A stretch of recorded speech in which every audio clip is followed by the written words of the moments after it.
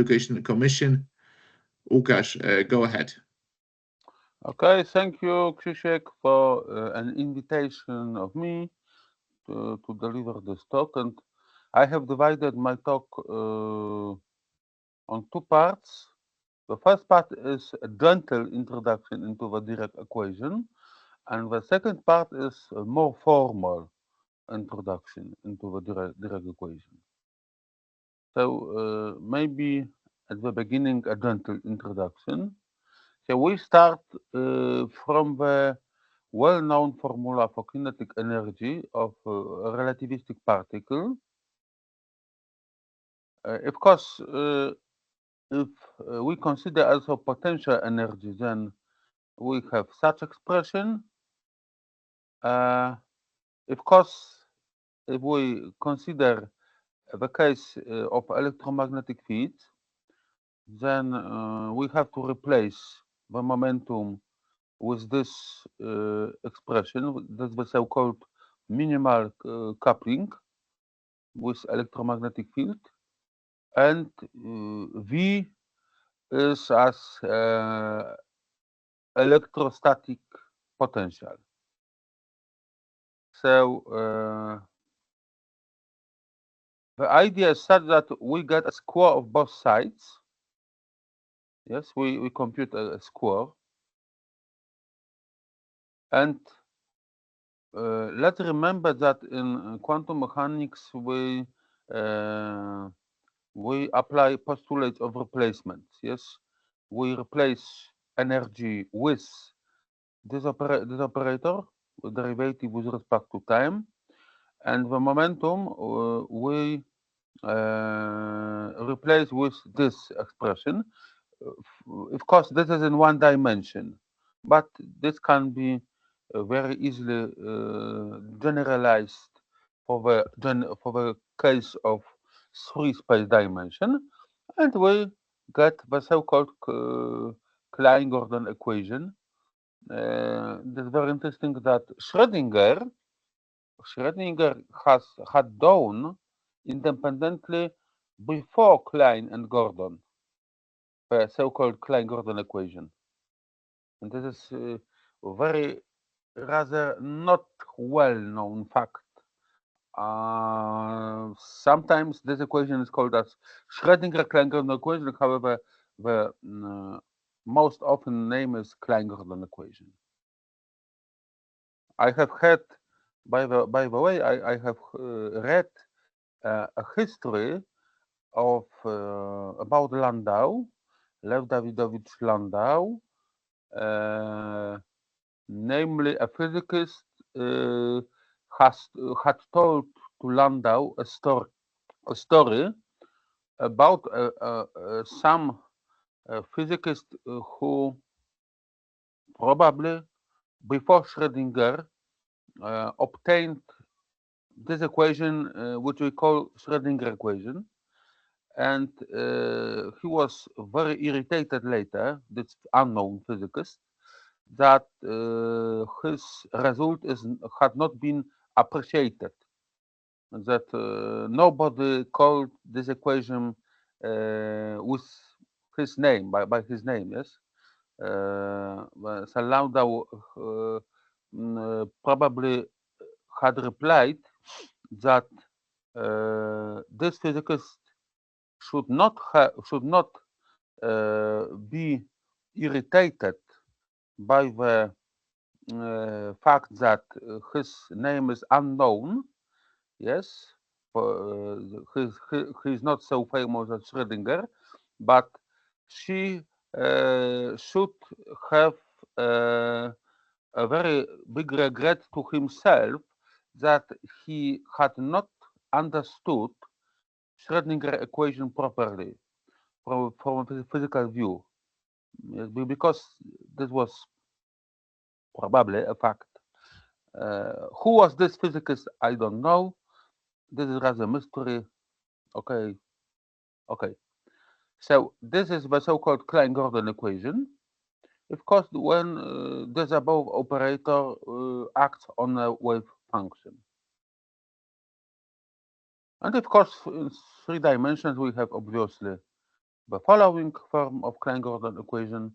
And what is the very important fact? That if we compare this equation with Schrödinger equation, we see that all the derivatives, the time derivatives, and the special derivatives have here the same order. In contrary to Schrödinger equation, because as you know, in Schrödinger time-dependent equation, the time derivative is in first order and the space derivatives are in second order. So this is the big problem with invariance of Schrödinger equation with respect to Lorentz transformation. Klein-Gordon equation is invariant in respect to Lorentz transformation. However, this equation describes the particle with the spin 1, 2, and so far. And what about the situation when the particle has the spin, for example, a half? Yes, there's a fraction, a half, 1.5, and so far and so far. So this was solved by Dirac, as we will see for a moment. For the free particle, when the electromagnetic field is absent, we obtain such expression. And after taking the square root of both sides, we get some problematic solution because we get the problem of negative energies. So this is very important issue. What the negative energy means. And Dirac had overcome this problem by assuming that the vacuum is the sea, so-called Dirac sea, of the electrons with negative energies. So this was very rather shocking assumption. However, Dirac had also attacked the issue of the operator expression. Namely, he had rewritten this operator expression in the following form by using the formula for difference of square, yes, A and B. And this, as we know, the difference of two squares can be written down as the following product of sum and difference. Yes. So we introduce such notation, and in this notation, if we factorize this expression by using this very well known formula, we get the following expression. And Dirac demanded that the terms lambda 0, lambda k have to be chosen such a way that this above equation has to be satisfied. So this is next problem because in this order we have to put this condition and the so-called anti-commutation relations, anti-commutation conditions. When the subscript mi is not equal to ni. So this is clear that lambda cannot be numbers. They have to be matrices or operators. And actually, one can show that under such assumptions, we can recover the Klein-Gordon equation. So these matrices are, for example, in such forms. And of course, we have here the so-called Pauli matrices, sigma k. Yes. Later we will see that one can choose the matrices lambda in other way. This is not a unique way for choosing these matrices. And Dirac had obtained two operator equations after this factorization mentioned by me a moment ago. The first operator equation is the equation for electron with energies which are in Dirac C. Actually, this is a positron, antiparticle of electron. Energies of positron are negative. In that time, nobody knew what is the antiparticle of electron. So I have read that Oppenheimer, yes, the so-called father of the atomic bomb, was asking Dirac about the issue of antiparticle of electron. What is the particle which is antiparticle to electron? And Dirac was irritated. This was rather unusual for him, but because Dirac was a very quiet man, irritated Dirac replied that is proton is antiparticle of electron, and Oppenheimer showed later that proton cannot be antiparticle of electron. The antiparticle of electron is positron, and this was observed the first time by Anderson 3 years later, or 2 years later, after deriving Dirac equation. The second equation is the proper equation for electron. This equation describes electron with positive energies.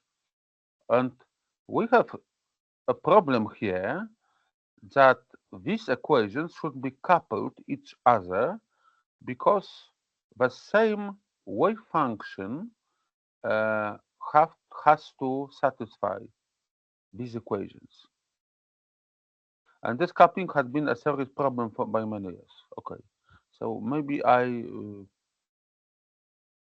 will come back to this problem later. Now let's we deal with the electron equation. The electron equation has the following form, and if we are looking for stationary states, we have such substitution.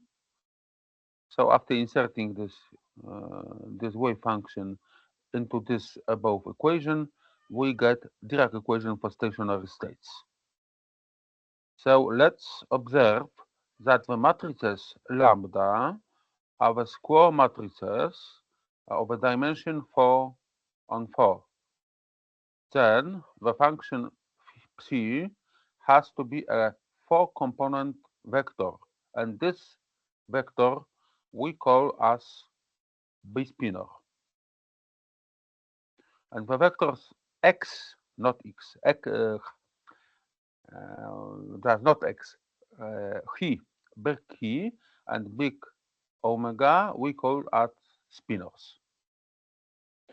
And this is the end of a gentle introduction into the Dirac equation.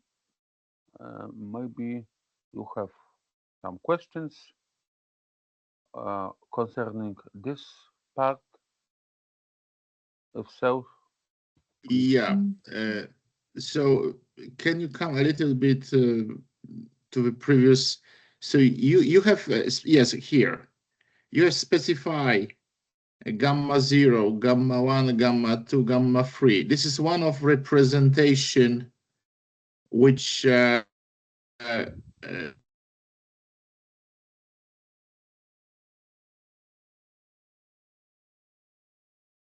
This is one possible form, we one of probably several lost possible forms for lambda Mr. matrix. Pomorski. I think there's some connection issue With what connection? with Dr. Pomorski. Uh-huh. Uh-huh. Krzysztof, are you there? Because Krzysztof, hello? Oh, hello? Yes, hello. Yeah, can you hear me? Can you hear me? Yeah, right now Yes, we can yes. hear you. Yeah, so how about different choices of gamma 0, gamma 1, gamma 2, gamma 3? So you have Pauli matrices on anti-diagonal blocks.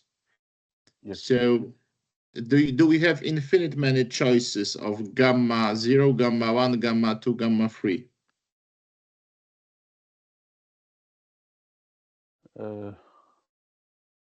Please repeat your Can you think about different choice of different representations of gamma 1, gamma 2, gamma 3? Yes. Can you? Yeah. Yeah, Yes. I'm just curious. That's why I'm asking, Mhm. Yeah. Can you make any comment on that? Later we see that the matrices lambda can be chosen also in other way. This is not unique choice for the matrices lambda. Okay. We can approach to Dirac equation more formal. Yeah. So this will be done in the second part. All right. Wojtek, do you have any questions? Right now, I don't think so. All right. So, Łukasz, let us proceed then. Okay. So now the more formal introduction into the Dirac equation, and here will be the content of the density of mathematics will be more large than than in the first part. Okay, we start by establishing such fact that we have Lorentz group. Lorentz group was born when a description of transformation of space-time coordinates of events was needed. However, it turns out that the basis of four vectors is not the most fundamental basis for description of physical objects, because there are such objects, just the spinors, which cannot be presented as linear combinations of base four vectors.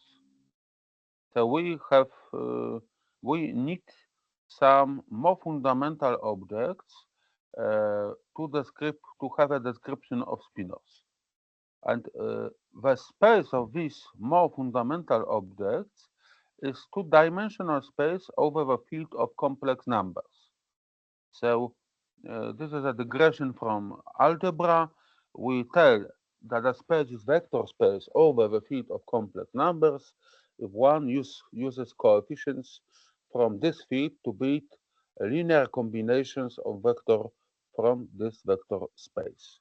So let's assume that we have such two-dimensional complex space, and we call this space as space S. We denote simply speaking this complex space as space S of spinors. Okay, of course, this suggests the connections of this object with spin, but at this moment, we do not tell anything on this connection. So let's take two linearly independent vectors, spinors, alpha 1 and alpha 2, which we consider as the base vectors. So we have for arbitrary spinor such situation that the linear combination of alpha 1 and alpha 2 creates arbitrary spinor. Of course, I have forgotten about some formula. Of course, as you this well know, such expression when a subscript is repeated, this denotes as summation over this subscript. Einstein conventions about summing, yes, repeating subscript. And of course, the same situation is here. So the numbers xk are the components of a spinor xi in the basis alpha k. Yes, now we consider a group of linear transformations in S, which this group is realized by using complex matrices 2 on 2 with unit determinant. These transformations give such effect that the bases change in such a way that the coordinates xk change as follows. Of course, the determinant of a matrix U has to be 1. And such group of matrices is isomorphic by definition with group SL2C. SL, this means special linear group. And this is representation of this group in S. And let's take the second space such that S as S, we can see at this space as on twin space, yes? And let's call this as S dot, and let's choose a copy of a basis from the space S, the two spinors, alpha 1 dot and alpha 2 dot. And now we demand that each change of basis in space S, realizing a transformation from the group SL to C, is accompanied by transformation basis in C dot and S dot, realized by using matrix conjugated to U. Conjugated, of course, in complex sense. Hence, we have a corresponding rule of transformation of spinors in the space S dot in the following form. And so, maybe I magnify the slide because I was preparing this talk in Word, and there's some problem with the dot. Oh, the dot. This was a danger that these dots can be invisible. That I hope that you see these dots. Yes, because this is very important. Yeah, we can see it. Okay, fine. So now we create tensor product of these spaces, S and S dot. We have 4-dimensional complex vector space, and its elements are all possible complex linear combinations of the vectors alpha S from the space S and alpha R dot from the space S dot, which are based in the new space, yes, in the space given by tensor product.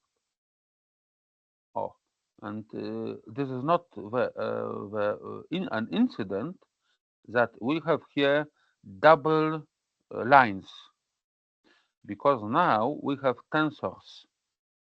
So I would like to distinguish the tensor from spinor, from vector. Yes.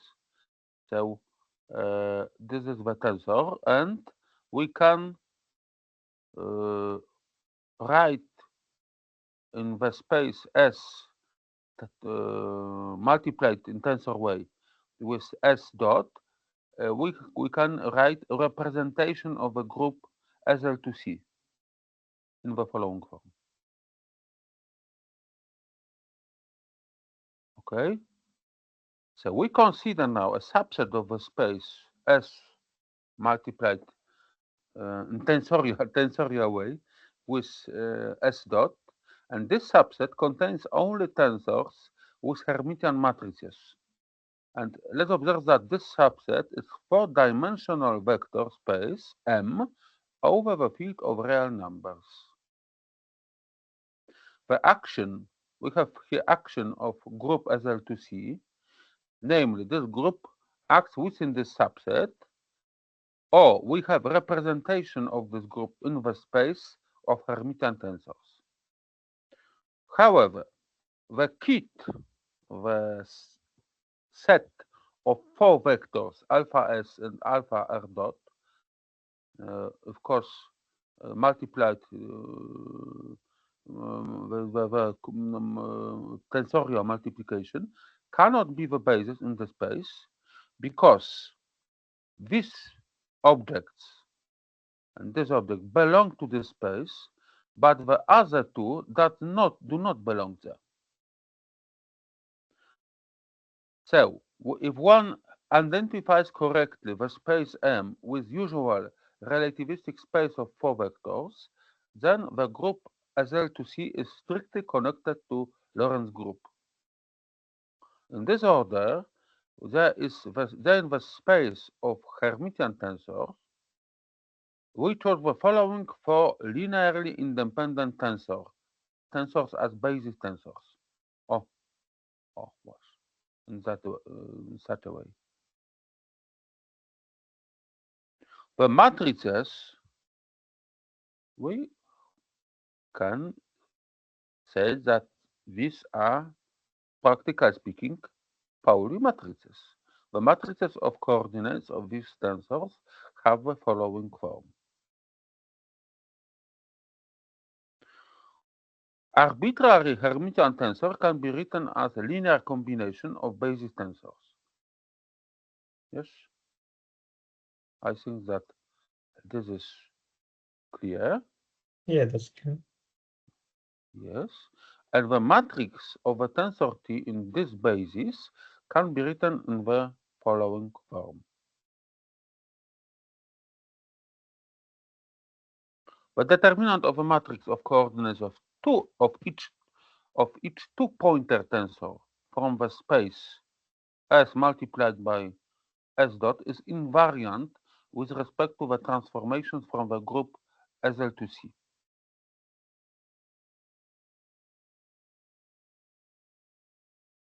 So this determinant does not change. And this last one is the relativistic invariant of 4 vector of components x mu.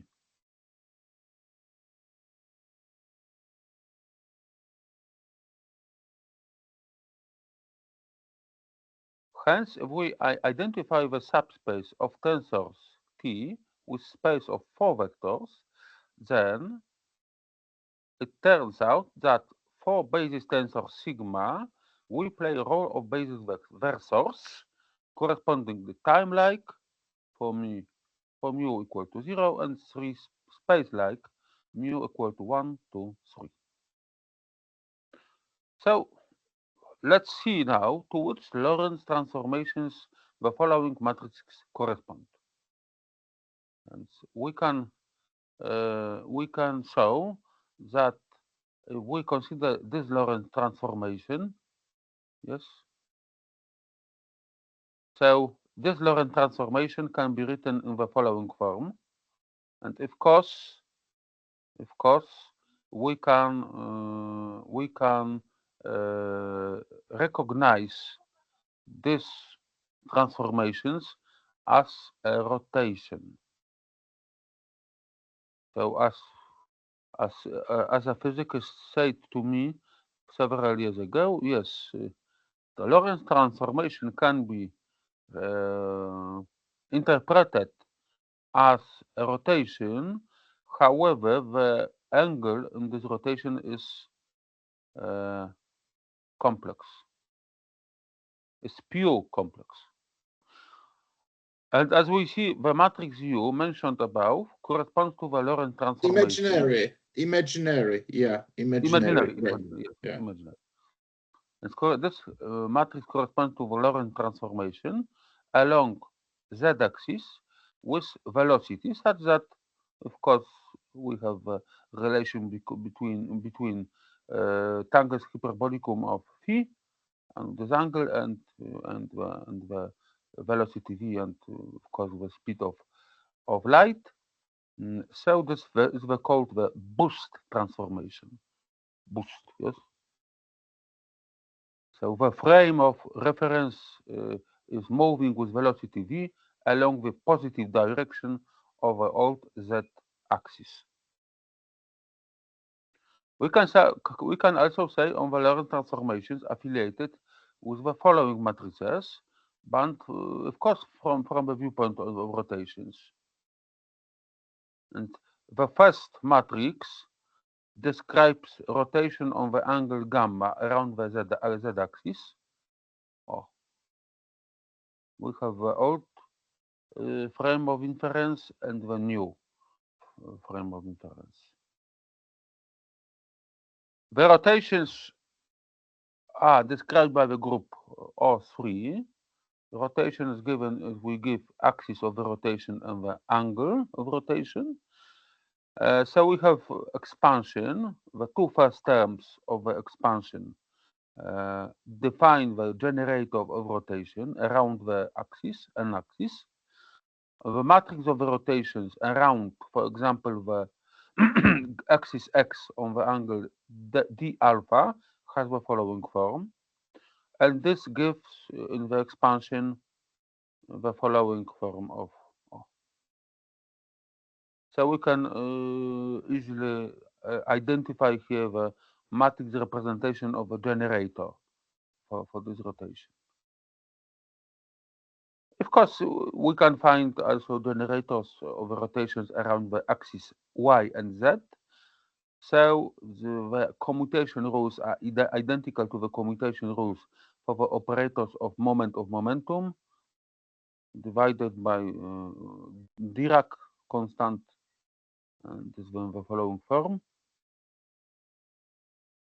We can say also that group of rotations is connected to a subgroup of unitary matrices of a group SL2C. And this is very interesting that this subgroup is SU2. And, and SU2, as we remember, is the special unitary group strictly directly connected to Young-Mills theory. Okay, for this group, these three matrices belong.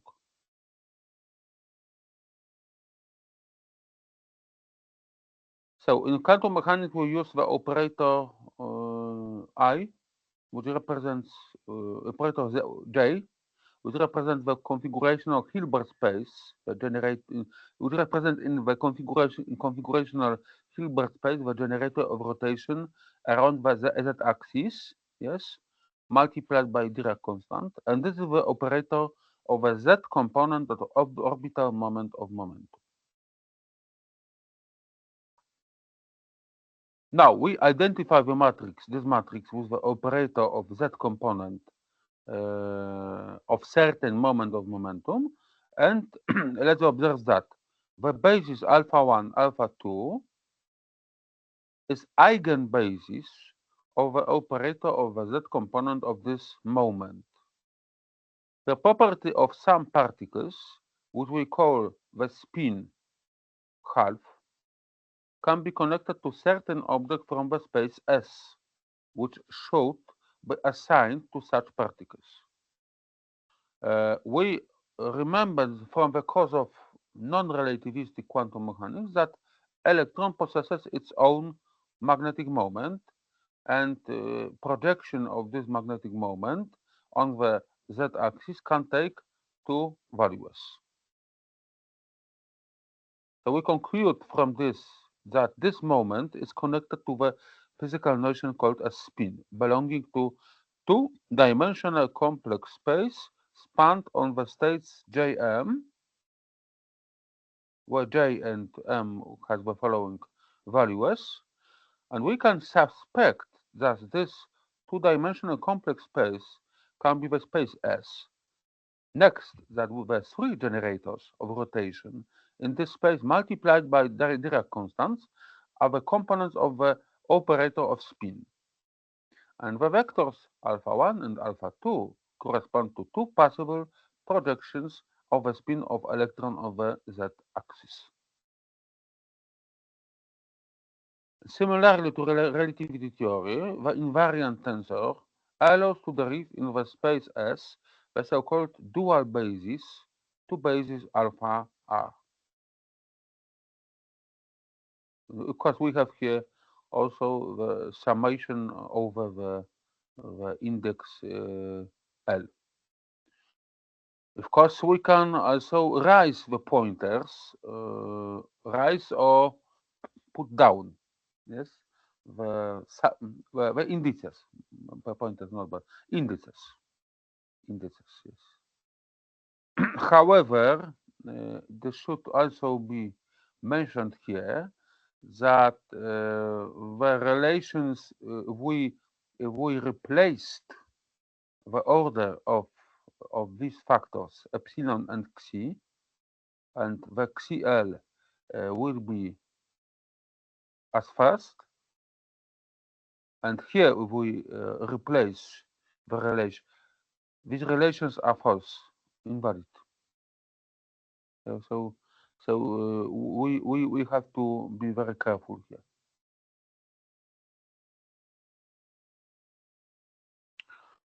The Dirac equation describes time evolution of quantum state of particle of a spin. For example, electron. This is very well-known fact, and we now are very close to Dirac equation. In the order to derive Dirac equation, let's consider the point particle with a mass. So we can show one can show that the choice of basis in the Minkowski space is equivalent to the choice of concrete basis in the spaces S and S dot. And we have basis vector alpha 1, alpha 2 from the space S, which can be interpreted in such a way that the vector alpha 1 corresponds to the spin directed accordingly to the z-axis, and the vector alpha 2 corresponds to the spin directed to bottom. And now we assume that this is attribute of particle, which is responsible for its own magnetic momentum, and we call this as spin, and it's assigned certain vector, yes, in the space S. Then already at this stage, we describe the motion of particle at this moment classically as yet, not quantum. Then we can try describe the spin of a particle by a couple of coordinates x1, x2 of this vector in the space S. So the coordinates of B spinor, actually speaking. Besides, we have the twin space S dot. Both these spaces play the same role in constructing four vectors. Then there is the question, how the spin of a particle is connected to these both spaces, S and S dot. And just this answer to this question is just Dirac equation. And now let's come back to representation of a group SU2. This is, as we remember, subgroup of SL to C. And typical matrices corresponding to the transformations of this group are as follows. And in the space S dot, the matrices, conjugated matrices, act in this basis. And the generators corresponding to them have the following forms.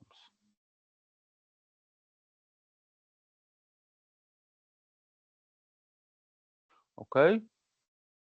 And now, from the form of a matrix IZ, it follows that the vector alpha 1 dot would correspond to the projection of spin minus half multiplied by Dirac constant, and the vector alpha 2 dot would correspond to the production of a spin with the same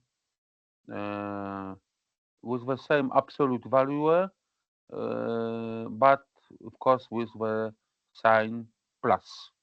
Then inversely, that done from the basis alpha k in the space S. Inversely, yes, this is an inverse situation.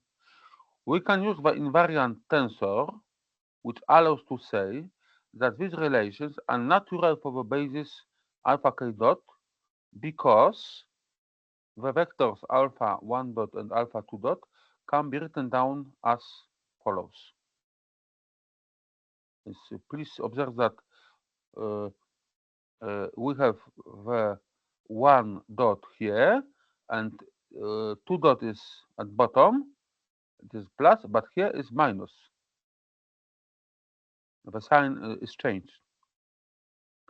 So we see now that alpha 2, alpha 1 dot corresponds to the spin up, yes, and alpha 2 dot corresponds to spin down.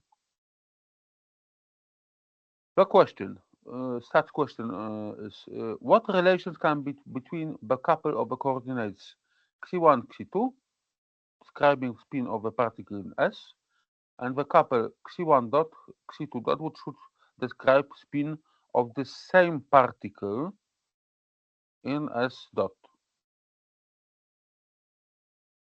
In order to reply to this question, let's assume that we look at the particle from some inertial frame of reference. We assume also that the particle has determined projection of spin on z-axis equal, for example, to plus half multiplied by Dirac constant, and let this be denoted in the space S and S dot such that the coordinates xk describing the spin are as follows, and they are equal to the coordinates xk dot. This indicates that z to the spin of our particle corresponds in S. The vector spinor is alpha 1, and in S dot the vector is the alpha 1 dot. So we have assumed that the images of a spin of selected particle visible in S and S dot are identical. However, let's change frame of reference. We do Lorentz transformation, namely the coordinates of spinors change according to this prescription. And now we see that now is something new. The images of the same spin in S and S dot are now different in general. However, we now check this. We start from the rotations.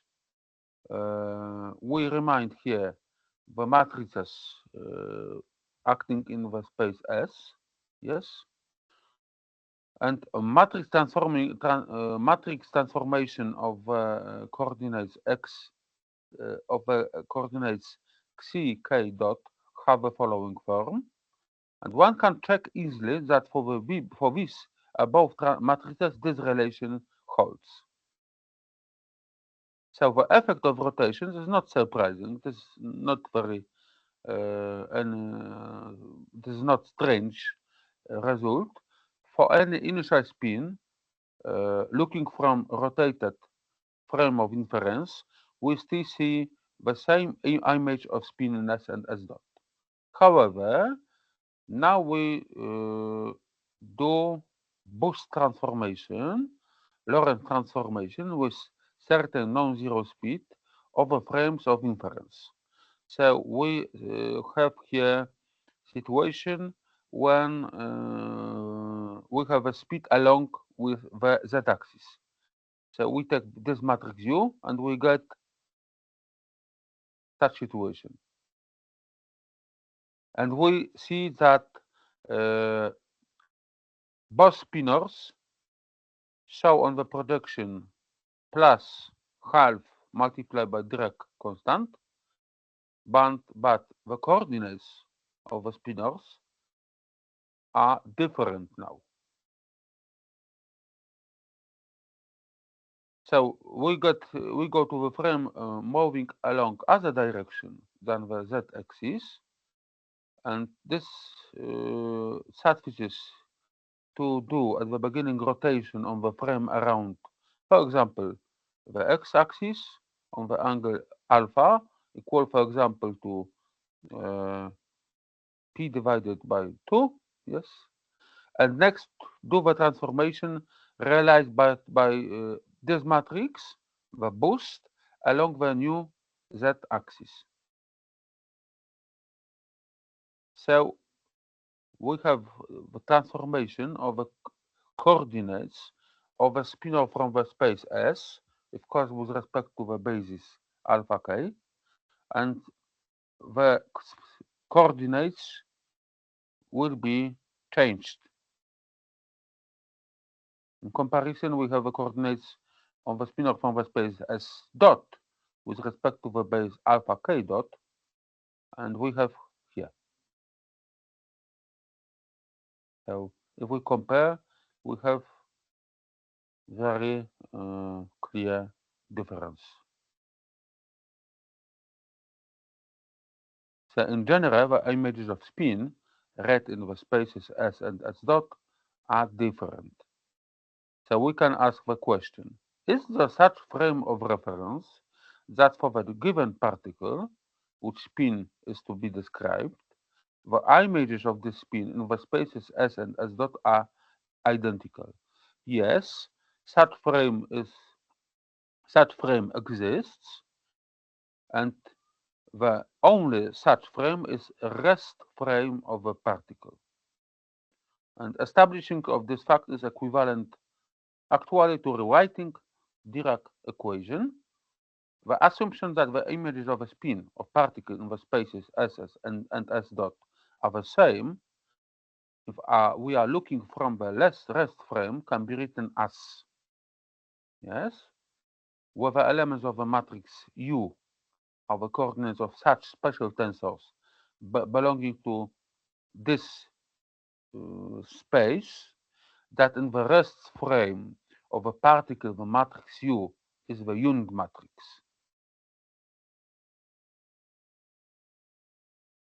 Hence, we have as follows, and the 4 vector corresponding to the matrix U is the 4 velocity of a particle.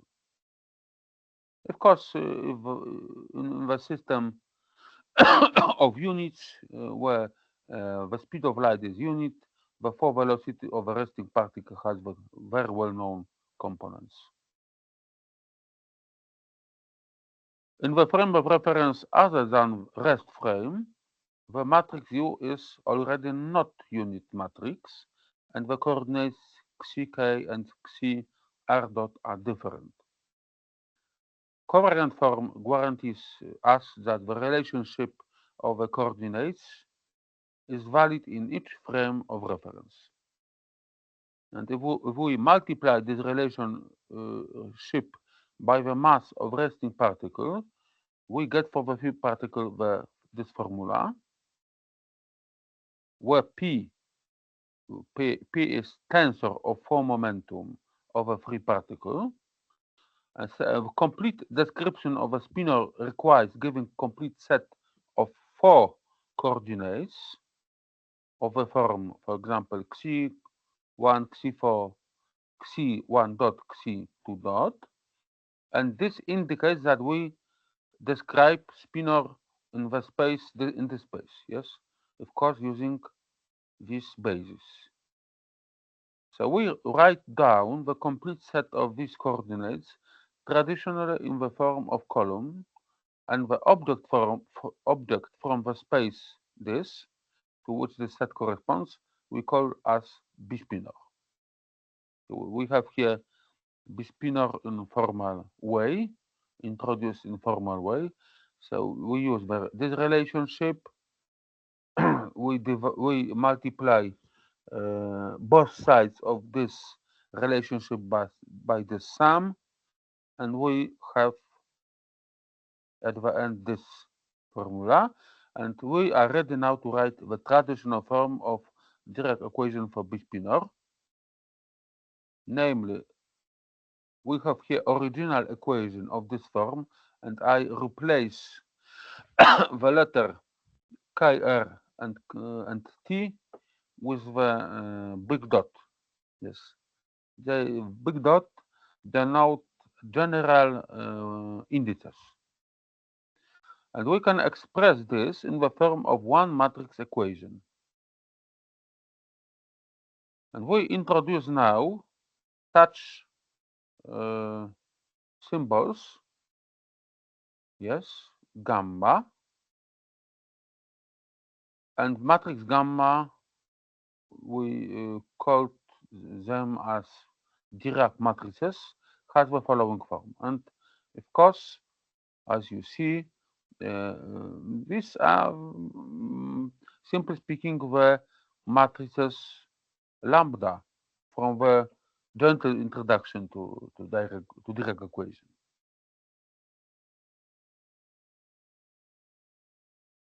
Briefly speaking, matrices gamma have the following form, and if we denote this product by such big P, then the Dirac equation for the free particle can be written down in the following form. Dirac equation can be considered as a synthetic formulation of two independent facts. The mass of particle described by Dirac equation is equal to m. In other words, the following relationship holds. For resting particle, the following holds. The coordinates of the spinors are identical. So this is the end of my talk. As if you are interested in further facts concerning Dirac equation, of course I can deliver second part of the next part of this talk. And so thank you very much for the attention. Thank you.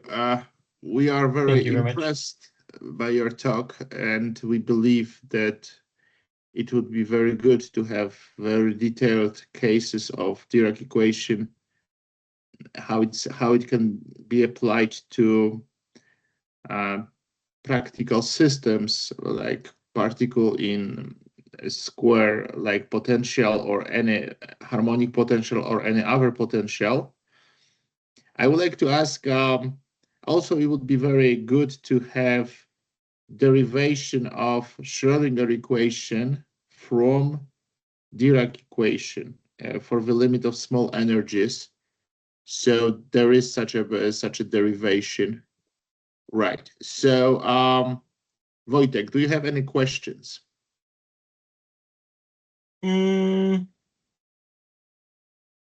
Maybe if it's possible to receive those notes to recover those informations.